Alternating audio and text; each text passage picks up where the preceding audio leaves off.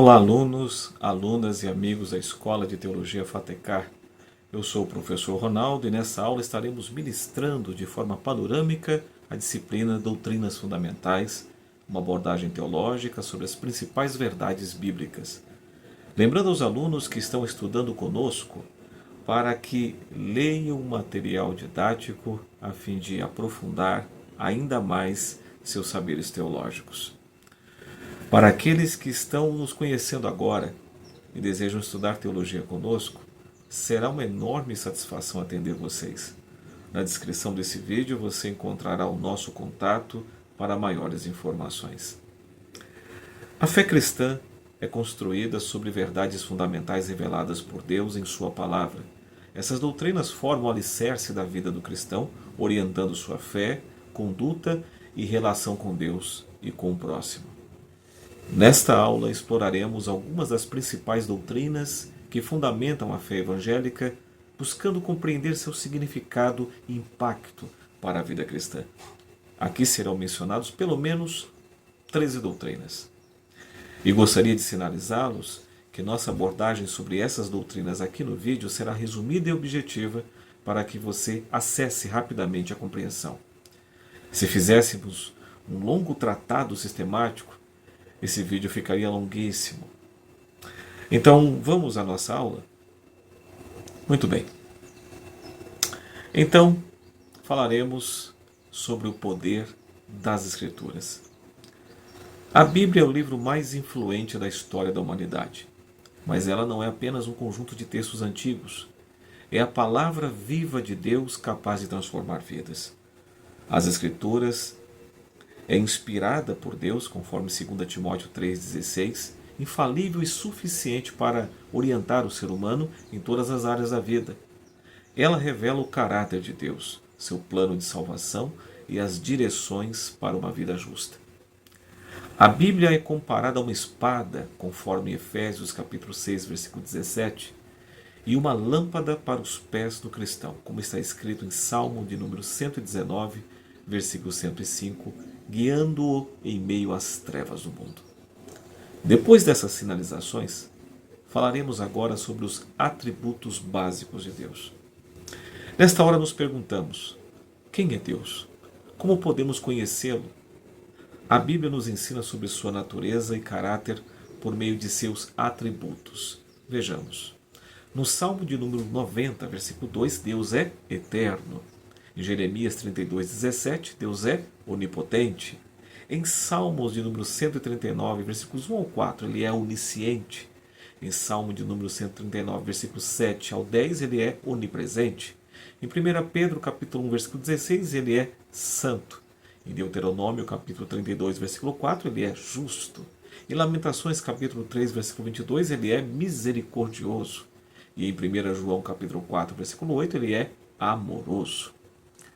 Seu caráter imutável nos dá segurança de que ele é sempre fiel às suas promessas, conforme está escrito em Malaquias 3, versículo 6. E agora vamos falar sobre a doutrina da divindade e humanidade de Jesus. Alunas, alunos e amigos, Jesus é o centro da fé cristã. Mas quem ele realmente é? Um profeta, um homem sábio ou algo mais? A Bíblia ensina que Jesus é 100% Deus e 100% homem, conforme está escrito no Evangelho de João, capítulo 1, versículo 1 e versículo 14, e também em Colossenses, capítulo 2, versículo 9. Sua divindade é evidenciada por suas obras miraculosas, seu perdão dos pecados e sua ressurreição. Sua humanidade se manifesta em sua fome, cansaço, sofrimento, conforme mencionado em Hebreus capítulo 4, versículo 15. A união dessas naturezas é essencial para a nossa salvação, pois ele se tornou o sacrifício perfeito pelos pecados da humanidade. Muito bonito, não é? É maravilhoso saber que o Cristo homem, neste equilíbrio perfeito, promoveu a nós toda a possibilidade de redenção. Vamos continuar avançando? Vamos lá. Neste momento iremos tratar da doutrina do Espírito Santo, sua personalidade e divindade. Muitas vezes o Espírito Santo é visto apenas como uma força ou influência, mas a Bíblia nos ensina que ele é uma pessoa divina. O Espírito Santo possui intelecto, vontade, emoções, como está escrito em Efésios capítulo 4, versículo 30. E também a primeira carta aos Coríntios, capítulo 12, versículo 11. Ele é Deus, pois participa da criação, conforme está escrito em Gênesis capítulo 1, versículo 2. Concede vida espiritual, como também está escrito no Evangelho de João, capítulo 3, versículo 5. E habita nos cristãos, evidenciado no texto bíblico em 1 Coríntios, capítulo 6, versículo 19. Seu papel é convencer do pecado, conforme o livro de João, capítulo 16, versículo 8, guiar a verdade e capacitar a igreja com poder espiritual. Enfim, a presença e atuação do Espírito Santo na igreja é fundamental para a sua vida espiritual e dinamismo querigmático, ou seja, na pregação do Evangelho. Vamos nesta hora falar sobre os anjos, sua natureza e missão. Bem, os anjos são frequentemente retratados como seres brilhantes, com asas, mas o que a Bíblia realmente diz sobre ele? Os anjos são seres espirituais, poderosos, criados por Deus, conforme está escrito em Colossenses capítulo 1, versículo 16, com a finalidade de adorá-lo e executar sua vontade. São mensageiros, protetores e guerreiros espirituais. No entanto, há também anjos caídos, liderados por Satanás, que se rebelaram contra Deus, como está escrito em Isaías capítulo 14, versículos 12 ao 15. Eles são organizados e subdivididos em classes e atuam ostensivamente na Terra. São seres muito especiais. Em nosso material didático fazemos uma elucidação textual bem interessante. E agora falaremos sobre a doutrina do homem, também chamado de antropologia bíblica. Alunos, nós temos uma aula dedicada exclusivamente a esse tema, mas daremos aqui sinalizações panorâmicas sobre essa doutrina. E aqui inicio essa abordagem perguntando: o que significa ser humano? A Bíblia nos dá uma visão clara sobre a origem e propósito do homem. Sim, o homem foi criado à imagem e semelhança de Deus, conforme está escrito em Gênesis capítulo 1, versículos 26 ao 27, com a capacidade de se relacionar com Deus. Porém, com a queda de Adão e Eva, o pecado entrou no mundo, corrompendo a natureza humana, como está escrito em Romanos 3, 23. Apesar disso, Deus sempre teve um plano de redenção para restaurar a humanidade. E essa humanidade decaída seria alcançada pela providência de Deus através de Jesus Cristo. Deus, em sua gloriosa presciência, nos fez vislumbrar a possibilidade de reconhecer que, se quisermos, podemos trilhar nas veredas do triunfo e da sublimação. Em outras palavras, experienciarmos a nossa verdadeira condição de seres criados para participar da glória divina revelada na sua criação, como também como seres que reconhecem e engrandecem a majestade divina. Após essas breves considerações sobre a doutrina do homem, vamos agora tratar da doutrina do pecado. Bem, alguém pode perguntar: o que é pecado? Ele é apenas um erro ou algo mais profundo? Vejamos. O pecado é a transgressão da lei de Deus, como está escrito na primeira epístola de João, não é? Capítulo 3, versículo 4. Ele separa o homem de Deus, conforme registrado em Isaías capítulo 59, versículo 2, e traz morte espiritual, como também está escrito em Romanos 6, 23. Em Romanos 3, 23 está escrito que todos pecaram e carecem da glória de Deus, mas Jesus oferece perdão e reconciliação. Depois dessas breves considerações, vamos avançar agora na nossa aula na direção da doutrina da salvação. Para responder como o ser humano pode ser salvo, a resposta está na obra de Cristo. A salvação é um dom gratuito de Deus, como está escrito em Efésios capítulo 2, versículos 8 e 9, que traz uma mensagem do apóstolo Paulo que diz: porque pela graça sois salvos mediante a fé, e isso não vem de vós, é dom de Deus, não de obras, para que ninguém se glorie. E isso realizado através do sacrifício de Jesus na cruz. Para recebê-la é necessário fé e arrependimento, como está escrito em Atos capítulo 3, versículo 19. A salvação traz justificação, regeneração e santificação ao crente. Vamos nesse momento seguir em nossa análise doutrinária, nos debruçando sobre a doutrina da Igreja, sua natureza e missão. Em relação à ideia de igreja, ela é apenas um prédio ou algo muito maior? Seria legítimo pensarmos a igreja como um lugar, o resultado de uma obra de construção? Biblicamente, a igreja é o corpo de Cristo, como está escrito em Efésios capítulo 1, versículos 22 e 23, que diz: E pôs todas as coisas debaixo dos pés e para ser o cabeça de todas as coisas. O deu à igreja, o qual é o seu corpo, a plenitude daquele que a tudo enche em todas as coisas. A igreja é formada por todos os que creem em Jesus. Sua missão é adorar a Deus, edificar os crentes e evangelizar o mundo, como está escrito em Mateus capítulo 28, versículos 19 e 20. A igreja, como um corpo formado de cristãos, perpassa pela história enfrentando os mais variados e surpreendentes episódios, e que pela providência divina avança em nosso tempo anunciando a fé e exercendo forte influência em nossas sociedades, aguardando a grande vinda do Senhor Jesus. Vamos agora falar sobre a doutrina do dom do Espírito Santo? Vamos lá. O Espírito Santo nos capacita para a vida cristã através de um presente especial, o seu dom. O dom do Espírito Santo é um privilégio dado a quem acredita em Jesus Cristo e foi batizado e confirmado na igreja.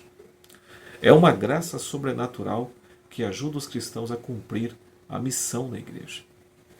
Na história bíblica da redenção humana, Deus o planejou, Jesus executou o plano e o Espírito Santo dá testemunho, preserva e sustenta aos chamados para a graça salvadora. O Espírito Santo é dado a todo cristão no momento da conversão, como está escrito em Atos dos Apóstolos, capítulo 2, versículo 38. Nesse texto diz Pedro: Arrependei-vos e cada um de vós seja batizado em nome de Jesus Cristo para a remissão dos vossos pecados e recebereis o dom do Espírito Santo. A sua presença traz transformação e poder para testemunhar, conforme está escrito em Atos dos Apóstolos, capítulo 1, versículo 8. O texto diz: Mas recebereis poder ao descer sobre vós o Espírito Santo e sereis minhas testemunhas, tanto em Jerusalém como em toda a Judéia e Samaria e até os confins da terra. Essa verdade doutrinária precisa estar bem acesa nas mentes dos líderes e mestres cristãos, pois é a chave para uma igreja dinâmica e espiritual.